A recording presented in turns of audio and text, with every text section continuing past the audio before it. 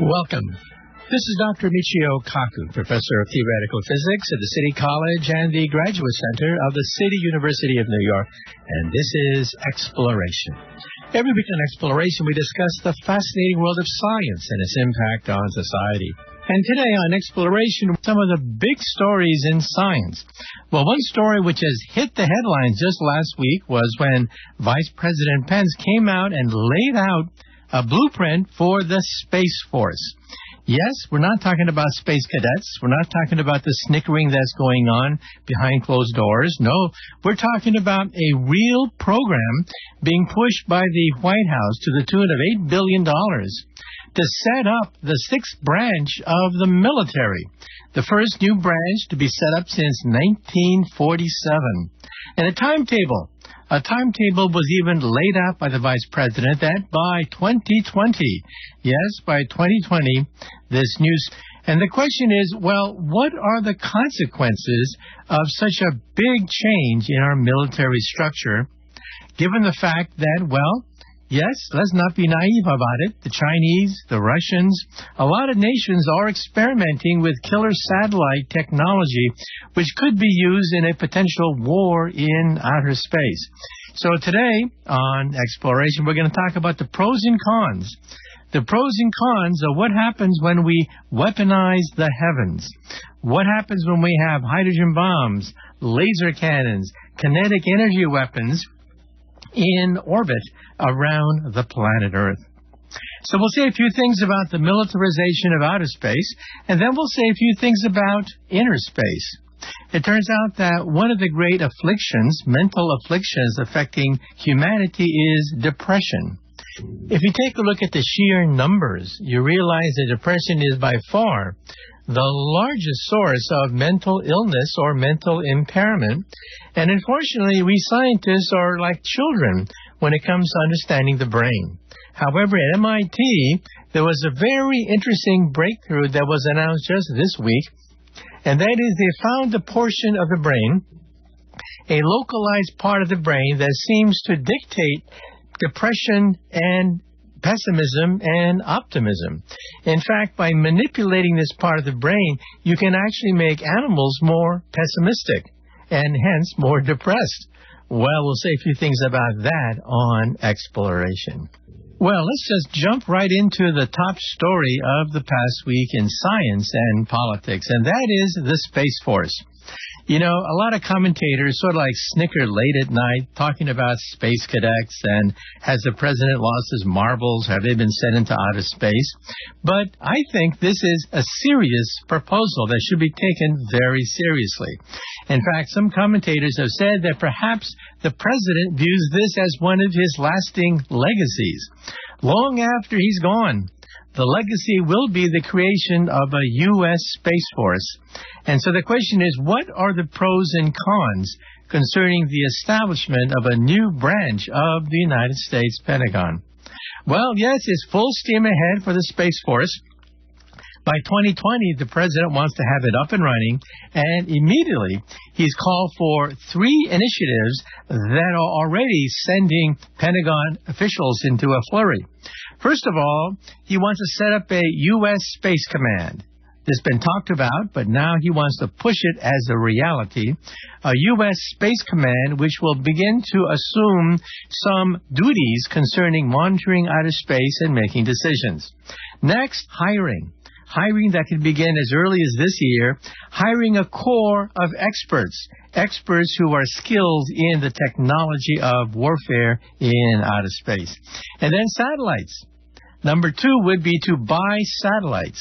So no agency of the government is fully functional unless it has control over its own satellites. And yes, the U.S. Space Command would be given the authority to buy satellites. And then setting up a command structure. This would become the nucleus of the U.S. Space Command. And, of course, officials in the United States Air Force are not happy about this at all. In fact, even the former U.S. Secretary of Defense for the Air Force came out and made critical comments about the U.S. Space Force. But some of that has to be put into perspective. After all, the United States Air Force stands to lose an arm and a leg if the United States Space Force is created by taking huge chunks of the Air Force and putting it into a new branch of the military. So that has to be taken with a certain amount of a grain of salt. Now, it still needs congressional approval. The three initiatives I mentioned, including setting up a corps of experts and buying satellites and setting up a command structure, all of these could be done without congressional approval. However, ultimately, Congress has to weigh in. Congress has to say yes or no to the president's plan to create a new Space Force. Now, what are the advantages and disadvantages of a Space Force? It's one of the duties of scientists to analyze the pros and cons of any technology so that the public and politicians have the best scientific evidence available. Well, one of the advantages is, well, let's face it, space is getting cluttered. A huge portion of our digital economy is, of course, done in outer space. We're talking about the Internet, GPS, weather satellites, telecommunications, commerce. The digital economy, let's face it, its future is in outer space. And so the question is, what would it take to disrupt the digital economy? Well, first of all, let's not fool ourselves. Of course, nations pay generals to win wars. They don't pay generals to lose wars. And of course, the Chinese and the Russians and the United States have all war-gamed different scenarios of war in outer space. So let's summarize now what is known and not known about the weapons capabilities of the great powers, starting with the Chinese. Back in 2007, over 10 years ago, the Chinese stunned the world of military science by shooting out one of its own satellites. The United States did not know that the Chinese had this capability 10 years ago. There was an old derelict Chinese weather satellite that was doing nothing. And so the Chinese then launched another satellite which had the capability of shooting out the old weather satellite. It created enormous amounts of debris. Over 2,000 pieces of space debris were created by that. And of course, the Russians of the United States were furious about this because it cluttered up our space lanes, making it more dangerous for us to send astronauts into outer space. And then just a few years ago, something else happened which rattled the Pentagon. Just a few years ago, the United States tracked a Chinese missile being sent not just into orbit, which is, of course, just a few hundred miles from the surface of the Earth, but to the geosynchronous radius of 22,000 miles, where we have military and communication satellites vital to national security. The Chinese sent one of their missiles way out there, 22,000 miles from the surface of the Earth, and they buzzed one of our satellites. Of course, there was no damage done, but it was just sort of like a wake-up call. The Chinese were more or less announcing that, yes, they too had the capability that if they felt like it, they could wipe out U.S. telecommunication satellites and military satellites 22,000 miles in outer space. So the Chinese have shown that, yes, they are fully capable of fighting a war in outer space. Now, the Russians, of course, are even more advanced. They have publicly stated that they are working on new generations of space weapons. First, the laser cannon. It turns out that laser cannons can be used in, for example, ship-to-ship battles inside the atmosphere of the Earth over a close distance. But nobody has yet perfected an operational laser cannon which can shoot down a satellite from the Earth or blind a satellite from the Earth. That would be, in some sense, an act of war if that were to take place. But the Russians have announced that, yes, they are working on laser cannons, and guess who else is working on laser cannons?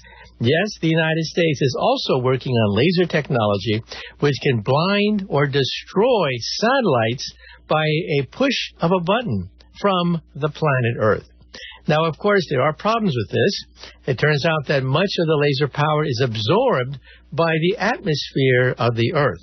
And therefore, there are other plans to have other killer satellites with the capability of shooting out laser beams in outer space, where there is no atmosphere to absorb most of the energy.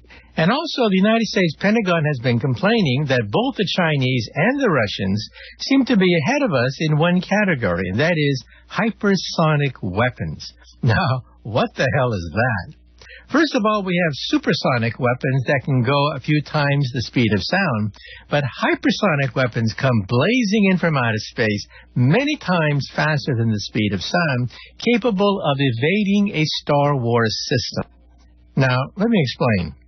Ever since the days of Ronald Reagan back in the 1980s, the United States has spent billions of dollars trying to perfect a Star Wars system that can reliably shoot down Soviet missiles in a nuclear war. What do we get from it? Well, almost nothing. Even now, there is no operational system capable of knocking out an ICBM with accuracy and reliability in outer space. However, with not that much money, it's possible that an adversary can evade a Star Wars system by making their nose cones maneuverable. So as their hydrogen bombs enter the atmosphere over the Earth, they would then start to have fins which would allow them to maneuver at hypersonic velocities, thereby evading the radar and the detection systems of a U.S. Star Wars systems.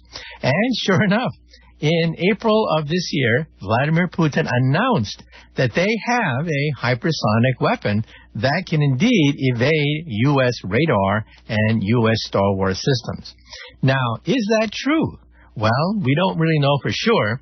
However, the military has publicly stated that they seem to be behind both the Chinese and the Russians when it comes to hypersonic weapons. Now, should we be concerned about this? Well, marginally, yes, because we are talking about weapons that are very difficult to control. It turns out that 2 years ago, the United States also had a hypersonic program, but it gave it up because it was too unstable. These weapons travel at enormous velocities, the velocities comparable to that of a nuclear weapon entering the atmosphere, and then to make them maneuverable and controllable was simply too much. And so the United States Air Force gave up on it 2 years ago. But now that the Russians and the Chinese have announced that they're making progress on this, we may see a revival of hypersonic funding. So now the question is, what does it all mean when you put it all together? So the positives are that a Space Force would be, in some sense, the cop on the block. More and more nations are sending probes into space. The Indians can do it. The Japanese can do it. They can reach the moon. They can reach Mars, in fact. So what the president is saying is that we're going to be the new sheriff in town. We're going to be the one bringing peace and order to the chaos of outer space, especially when it's so critically important to the economy and national security. Well, now let's look at the cons. Let's look at the problems involved with setting up a Space Force. First of all, the Chinese have an expression: never pick up a rock, only to drop it on your own feet. In other words, things can backfire on you. And let's face it, who's the most vulnerable to a potential war in outer space? The Chinese, the Russians, are they the most vulnerable if war breaks out? No. We're talking about the United States. The United States has heavily invested in commercial satellites. In fact, over half the commercial operating satellites in orbit around the Earth today are American. And so if war were to break out, we would be the first ones to suffer the most. And how would it happen? It doesn't take much to knock out a satellite. Satellites are not reinforced. They usually don't have redundant systems. They can't maneuver unless they're military satellites with secret technology. And in a worst-case scenario, even a small nation like North Korea could detonate a hydrogen bomb over Kansas, let's say. The shock wave from the electromagnetic pulse would be enough to blind or disrupt about 50% of our satellites in outer space, blinding us. We would be blind without radar, without the internet, without telecommunications. And then when that radiation from that atomic bomb hits Kansas, we're talking about sending out an electromagnetic pulse that could affect communications, power plants thousands of miles away. So we're talking about blackouts. We're talking about the fact that the Internet not only goes down, but your TV set, your refrigerator, telecommunications are short-circuited by the electromagnetic pulse. When refrigerators are out, it means that in a few days, food riots could break out because all the food in the refrigerator starts to rot. Communications and the economy comes to a halt because, for example, credit card transactions cannot be lodged with the Internet anymore because the Internet is out. So we're talking about economic chaos that could break out if even a single atomic bomb were to be dropped over Kansas. And so you realize that, yes, we are the ones who are most vulnerable if a war were to break out. And then the next question is, well, what do we do about it? Reinforce all our satellites? Well, we have over 600 commercial operating satellites in orbit around the Earth, over 600. And are we going to reinforce all of them? It'd be impossible. We don't have the technology to maintain the servicing of that many satellites in outer space. So we have an Achilles heel. We are a sitting duck to a preemptive strike because we don't have any ways of protecting our satellites if an electromagnetic pulse were to be unleashed in outer space. Now, then you may say to yourself, is this science fiction? Is this for real? And the answer is yes, it's for real. We have actually tested nuclear weapons detonated in outer space. Now, we've all seen pictures of hydrogen bombs detonated on the Earth. But yes, we have detonated hydrogen bombs in deep space as well. And we were shocked by the consequences. Back then, we didn't know about the electromagnetic pulse. So when we detonated a hydrogen bomb in outer space, all of a sudden we found that telecommunications was disrupted. For example, transatlantic communication between San Francisco and Tokyo was disrupted. In fact, in Hawaii, burglar alarms were set off over Hawaii because of the electromagnetic pulse. And since then, on the Earth, we have simulated the electromagnetic pulse and have exposed old airplanes to the electromagnetic pulse. If you simply Google it, you can actually see pictures of old airplanes whose communication systems were hit by an artificial electromagnetic pulse in the desert, just to see how badly we would be affected. And yes, it turns out that we have underestimated the power of the electromagnetic pulse. For example, if a hydrogen bomb were to be detonated on the Earth, the kill radius would be about 100 miles. 100 miles from ground zero, we're talking about enormous devastation because of the heat flash, because of the shock wave, because of the radiation released. However, if that same bomb were to be detonated in outer space, the electromagnetic pulse is not going to stop at 100 miles. No, it's going to go on for thousands of miles because there's no air to absorb all the radiation.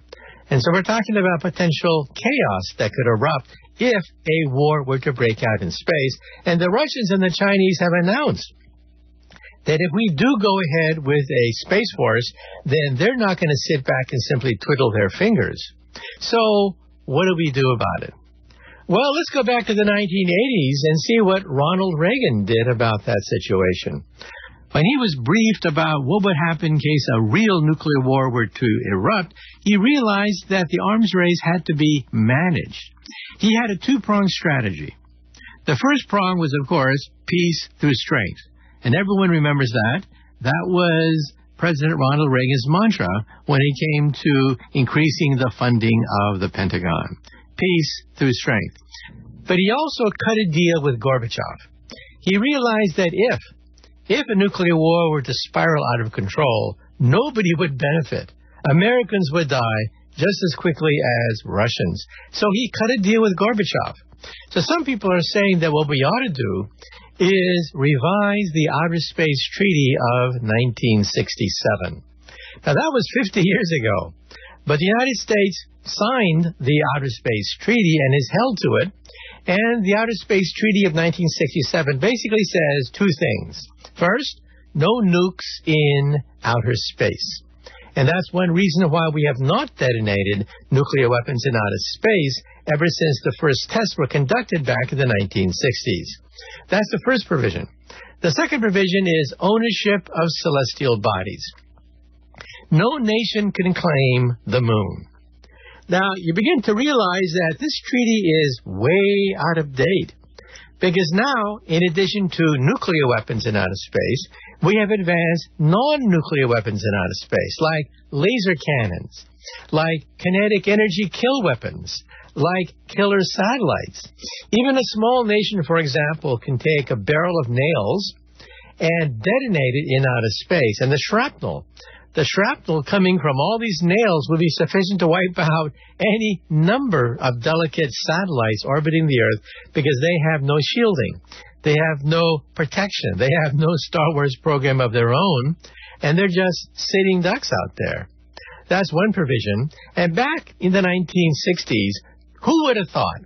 Who would have thought that private individuals, not nations, but private individuals would have the capability of fielding a moon rocket and in principle put their corporate flag on the moon?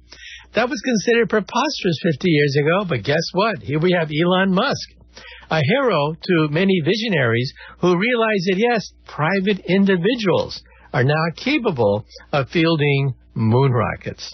And so the point here is that some people are saying that perhaps what we ought to do is rethink the Outer Space Treaty of 1967. This does not mean banning all research, because, of course, research can always be done secretly without anyone knowing about it. So we're not talking about banning everything. That's practically impossible. But we're talking about regulating it, monitoring it, setting the ground rules so that a confrontation in outer space doesn't simply flare up and become a full-fledged war in outer space, which we cannot win because we are the most vulnerable. And we're going to be the most vulnerable for decades to come. Because how are we going to reinforce the hundreds of satellites that we have orbiting the Earth at the present time? And so, once again, perhaps Ronald Reagan, when he cut a deal with the Soviets, was not totally wrong in saying that, well, yes, we have to be able to manage a nuclear war so that it doesn't spiral out of control. In conclusion, there are several scenarios that could be played out over the next several years to decades. One scenario is that this initiative by the president is a harmless one. It's nothing but musical chairs, bureaucrats within the Air Force being shuffled around to create another bureaucracy, which simply adds to the U.S. debt, which simply adds to the taxpayers' burden. That would be the best-case scenario. The worst-case scenario is it militarizes space. The Russians and the Chinese say that, well, they too have to modernize their killer satellites, and an accident, the smallest accident, could spark a nuclear confrontation. However, I think the best outcome would be to revise the Outer Space Treaty of 1967. When you read it, it's like reading a comic book from the 1950s. It's so out of date. The capabilities today dwarf anything imagined by the politicians and scientists back in 1967. And so I think we should take a hard look at whether or not we can renegotiate the Outer Space Treaty of 1967 to bring it up to date, to make sure that the ground rules for outer space and conflicts in outer space are well known and well understood to prevent any spiraling out of a crisis. And lastly, I'd like to say a few things about, well, inner space rather than outer space, specifically what goes on inside your brain. Now, one of the greatest afflictions, mental afflictions of the human race is depression. It far outweighs the number of people afflicted by, for example, schizophrenia. 1% of the human race, approximately, are afflicted by schizophrenia, in which case you begin to hear voices. But depression, depending upon how you count it, at one point or other in a person's life, perhaps 20, 30% of the population is afflicted by depression. And what do we do about it? Well, we are children when it comes to understanding the mechanisms of the brain. But if you get a copy of my earlier book, The Future of the Mind, we talk about some of the latest developments. First of all, there is counseling and therapy, which works pretty much as well as simply doing nothing and letting it run its course. So we do not have good statistics when it comes to counseling and therapy of that nature. Drug therapies work a little bit. However, we are simply children again when it comes to understanding the nature of dopamine and other neurotransmitters. However, recently, people have been able to pinpoint certain parts of the brain itself which are linked to depression. If you read my book, The Future of the Mind, you realize that there's one specific point of the brain which, if you stimulate electrically, can actually eliminate a very severe form of depression. However, there are many, perhaps hundreds of different kinds of depression, some of it genetic, some of it environmental, some of it developmental, and we're still clueless as to how to bring it all together. But at MIT just last week, it was announced that they found a part of the brain, the caudate nucleus, which seems to be involved in pessimism. Now, if you take a look at the animal kingdom, you realize that animals have to do a cost-benefit analysis. They have to say, well, if I reach out and grab that food, will I expose myself to possible predators? So there's a cost-benefit analysis that goes on in the brains of animals. Animals do this all the time whenever they try to eat. They analyze the risks involved. It turns out that if you stimulate this area too much, pessimism starts to rule. The animal becomes super cautious and shies away from taking any risks. And so this most basic circuit, the reward versus benefit circuit, actually is gradually being unraveled now by scientists. And of course, we humans have that as well. And the speculation is that this part of the brain is involved with depression. Because if pessimism becomes out of control, then we think that no matter what we do, we're going to fail, that we're worthless, that there's no point in attempting something because, well, we're not going to succeed anyway. And so even though this is certainly not a cure for depression, it gives us understanding of a possible pathway by which some people become depressed because of a feeling of hopelessness caused by depression. Next, of course, they're going to try to find the optimism area to see whether or not you can stimulate optimism in an animal and eventually in a human being as well. To sum up, we do not have a cure for depression that works all the time. However, because of science, we're gradually beginning to understand the mechanisms of the brain that may one day allow us to control debilitating mental illnesses like schizophrenia, like bipolar, and also depression.